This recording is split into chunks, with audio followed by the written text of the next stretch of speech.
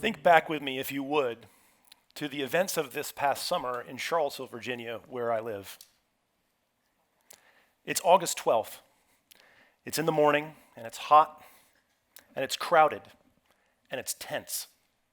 And I'm standing on a street in front of one of our local parks with my two teenage children.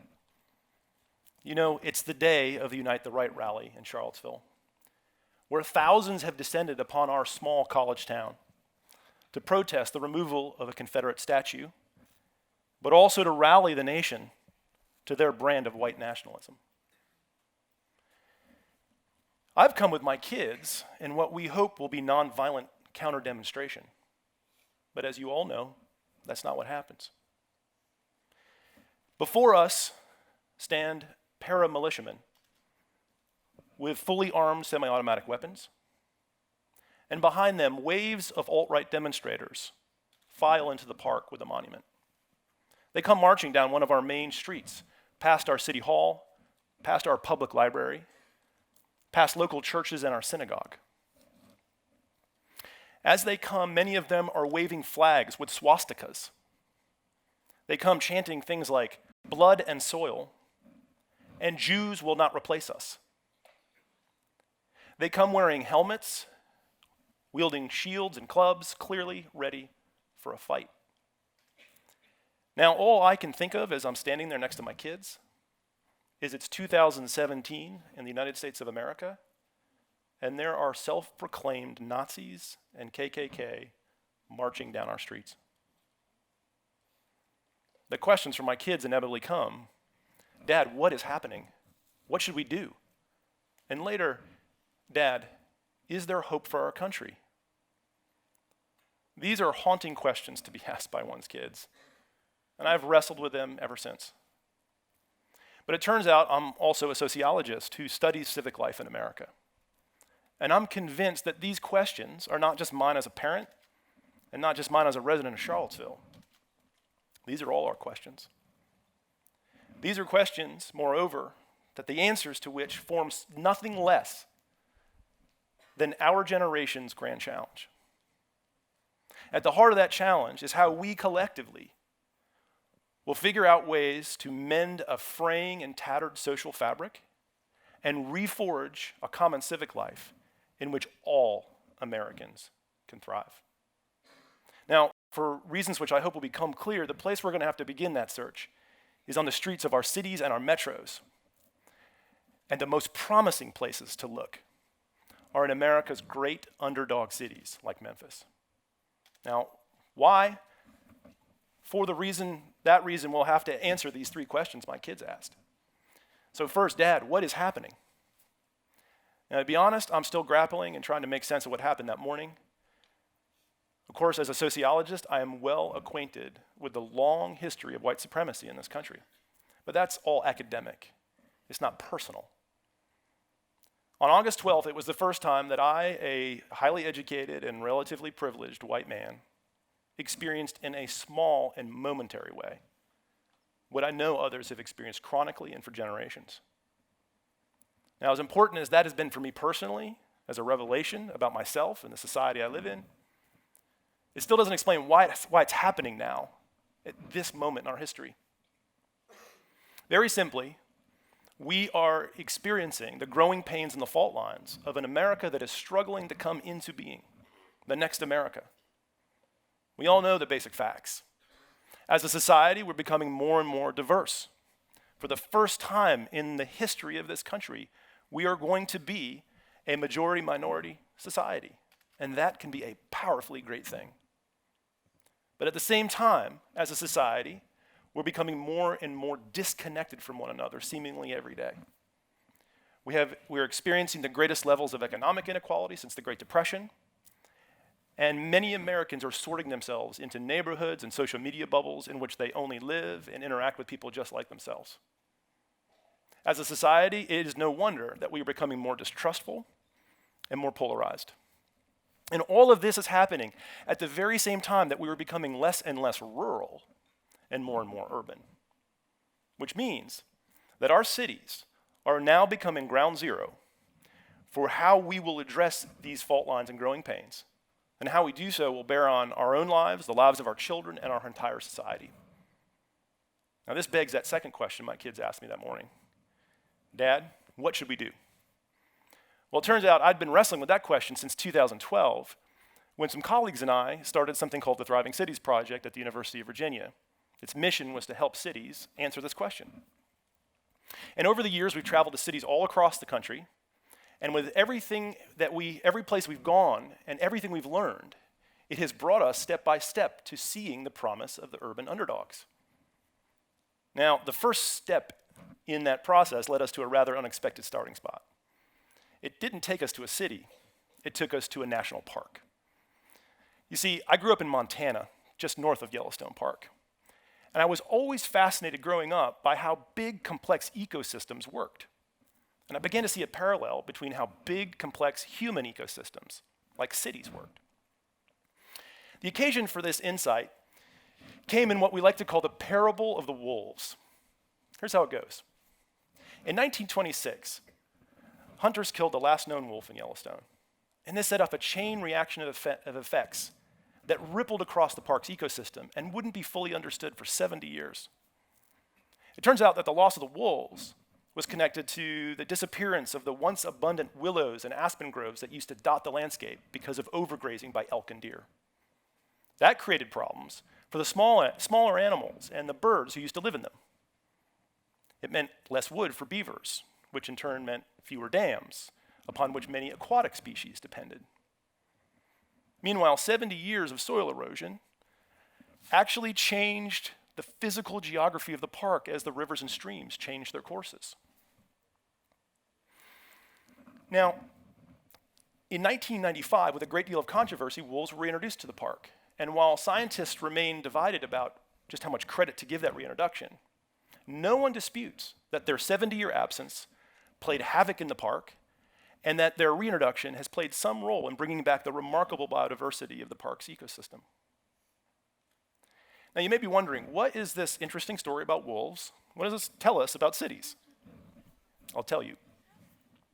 There are two lessons from the parable. The first is that a city is best understood as a human ecology.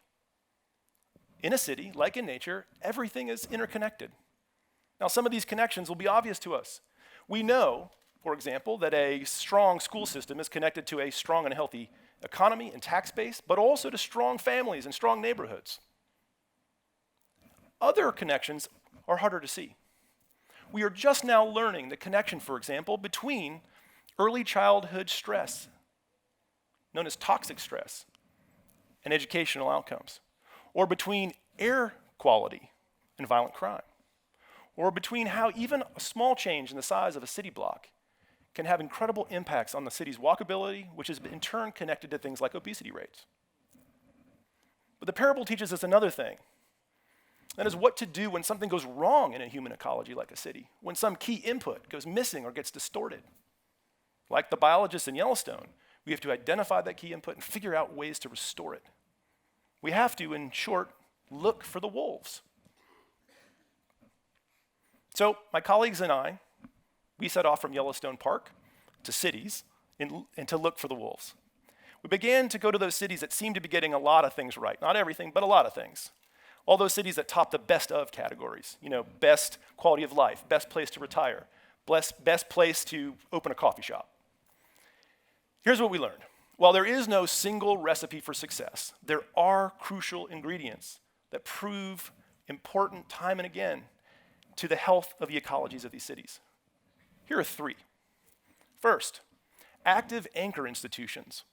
Every community has a set of institutions like hospitals and universities, faith communities, key businesses, parks, which are not just anchored in their communities, but anchors of their communities. Think about how here in Memphis, your hospitals and universities are some of the largest employers, largest land developers, and talent attractors across the city. And we know how important these are when something goes wrong with one of them. Think back to what happened when that old Sears distribution center closed its doors in Midtown back in the early 1990s. That wasn't just a loss for the people who worked there.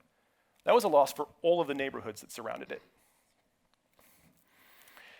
So we know how important these things are. But we also learned that there are other key ingredients, and here's our second one: unusual coalitions. Unusual coalitions. This occurs when anchor institutions and other groups begin to do the hard work of learning how to work together in uncommon ways to achieve common goods. They're unusual precisely because they are not easy and they are hard. They can only emerge out of relationships built on trust, and only when people are willing to engage one another, not just civilly, but equitably. Unusual coalitions turn out to be at the heart of almost all the most inspiring and transformative things we saw in these trend-setting cities. So for example, in Portland, Oregon, arguably one of the most secular cities in America, we saw an unusual coalition form between a public school system and evangelical churches around school boostership and student mentoring. In another instance, we saw an unusual coalition form between white bicycle advocates and black community organizers around community development strategies that weren't just good for cycling through the town, but also were socially just. Now, precisely because unusual coalitions take time and intent to build, we discovered a third key ingredient: generationally minded leadership. Everything that is of good and lasting import in a city can be traced back to decisions of leaders that were made long ago and didn't benefit them in an immediate sense. Now, this goes against our culture's election cycle mindset, but it can have huge payoffs. Again, Portland provides an interesting example. Back in 1979, an unusual coalition of city officials, environmentalists, and farmers from the surrounding counties came together to form the now famous urban growth boundary. Now, while it has its critics today, that decision made Portland, Oregon one of the world's leaders in sustainable development 30 years later. So these three key ingredients are some of the things we learned from the urban trendsetters. But there's a fourth thing we learned, and it was unexpected. And I can't emphasize it enough. The solutions to the problems of the next America can't come from the urban trend-setting cities, at least not directly. This is the insight that led us here to Memphis, and it's here that I believe we can answer that third question my kids asked me that morning. Dad, is there hope for our country? It may be hard for some of us to sustain, but we believe there is hope, and it will be found in America's great underdog cities, and there's a reason. This is where most Americans actually live, and they more fully reflect those growing pains and fault lines than anywhere else. These are the cities that are on the front lines in ways that places like Portland, Oregon simply aren't. These are cities that already have a long and hard-won experience becoming majority minority, and in many of them, the distance between red and blue America is only a short commute. These are cities in which the problems are big enough that nobody in them suffers from the things are good enough here syndrome, and they're willing to step outside the box and be innovative. These are cities in which the scale and scope of the problems are such that anything that works in these places will work anywhere in America. Now, I believe from all that I have researched and all that I've seen that no city in America represents the promise of the underdog more than Memphis. Again, the problems are real. We all know the headlines. But there are already amazing things happening here. And the eyes of the country are beginning to pay very close attention to what happens in this city. Still, from an ecological perspective, from the perspective of the wolves, it seems clear to me that Memphis is just getting started, just rolling up its sleeves. Now let me tell you a few of the exciting possibilities that this outsider sees here in Memphis. Just imagine what would happen if the renewed potency of Memphis's civil rights legacy got hooked up in a serious way to the world-class know-how and human capital of its logistics industry. Imagine what could happen around racial disparities, innovation, and economic development. And what if both of those were in turn given expression by the extraordinary artistic and creative culture that gave birth to the blues and rock and roll? And what if all of that was powerfully connected to a citizenry who this last year made Memphis, Tennessee, the most charitable city in America? That would be an unusual coalition capable of a moonshot. In the same way that the Mississippi River, and now FedEx, has made Memphis the distribution hub of the country, there is no reason why a powerful combination of these assets couldn't make Memphis the civic solutions hub of the country. This is the promise I see in Memphis. So what will it take? From all that we've learned at Thriving Cities, I believe it will take a hope disciplined by ecological thinking and practice. Take a page from the Wolves of Yellowstone and think ecologically. Activate your anchor institutions. You have an amazing array of anchor institutions, from the University of Memphis to the National Civil Rights Museum, to the incredible faith communities and Shelby Farms Park, and a number of these that I'm just learning about. Build on these. Cultivate unusual coalitions. Nothing epitomizes this more than that incredible crosstown concourse redevelopment of that old Sears building in Midtown. It's trying to bring together in an incredible way public education, community health services, local foundations in an incredibly collaborative space. And it's all being spearheaded by a neighborhood arts organization. Nurture generationally minded leadership. Crosstown is nothing if not a generational investment. It took a decade to build. It will take a decade or more to fully assess its impact on Midtown. But it demonstrates Memphians' willingness to do the long-term thinking and investment necessary for lasting change.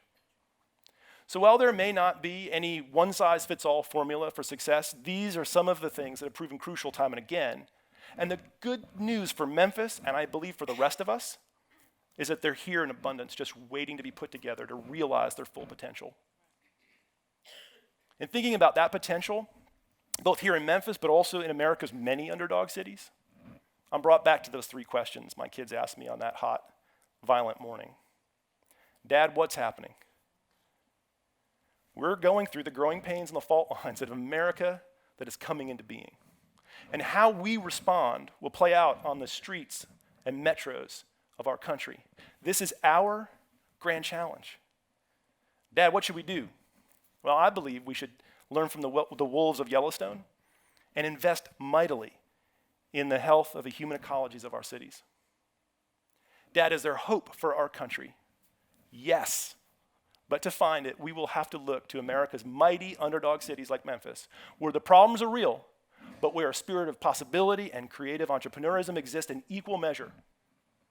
At the heart of Memphis is a desire for hope and lasting change. If kindled, but also disciplined by ecological thinking, I believe you can light the way for the rest of us through the growing pains and across the fault lines of the next America into a more just and thriving future.